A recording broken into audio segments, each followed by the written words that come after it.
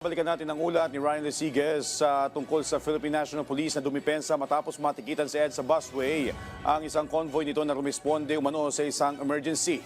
PNP, nais din makausap ang SAIC hinggil sa pagproseso ng panguhuli nito. Ryan Lesiges sa sentro ng balita. Live, Ryan.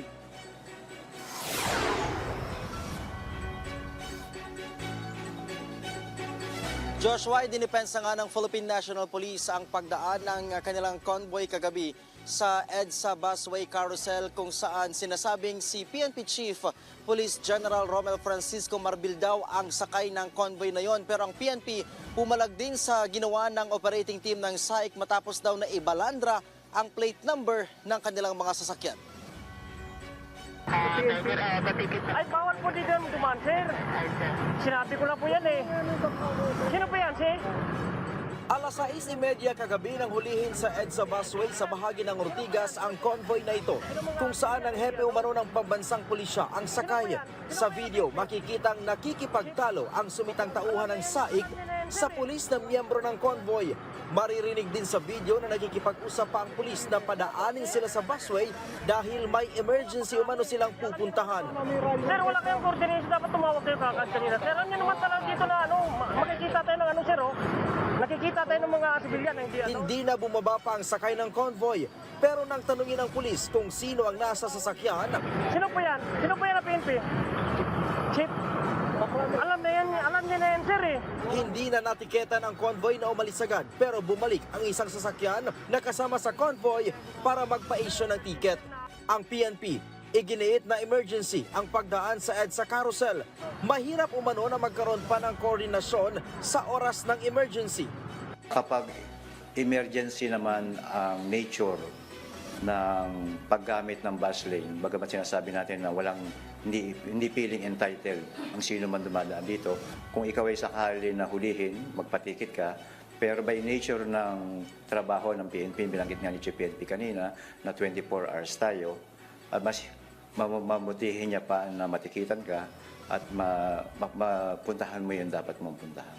Nais ngayon ng PNP na makausap ang mga opisyal ng Special Action and Intelligence Committee on Transportation o SAIC kaugnay sa panguhuli ng convoy ng PNP. Ayon kay PNP Public Information Office Chief Police Colonel Randolph Tuanyo, nais nilang linawin ang proseso ng panguhuli ng SAIC dahil sa pagkakalam nila ay pinapayagan naman ang PNP dito lalo na't kung may mahalagang operasyon. Kasunod nito, naniniwala ang PNP na may paglabag sa privacy ang SAIC dahil sa paglalabas ng plaka ng mga sasakyan na kanilang nahuhuli sa operasyon.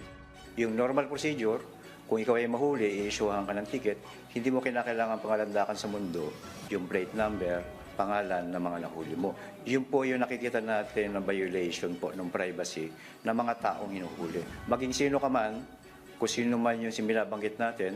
Gayunpaman, hindi na sila magsasampa ng reklamo sa SAIC dahil nais nilang pag-usapan na lang ito. Matatanda ang inilatag ng DOTR na bukod sa mga bus ng EDSA carousel, ang convoy lamang ng Pangulo, Pangalawang Pangulo, Senate President, House Speaker at Chief Justice ang maring dumaan sa busway.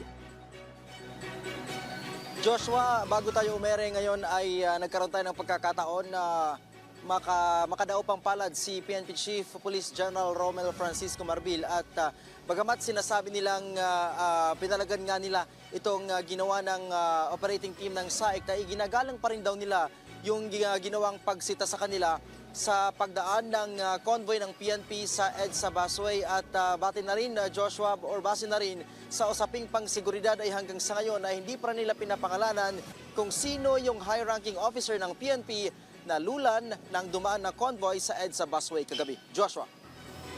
Maraming salamat, Ryan Lesiges.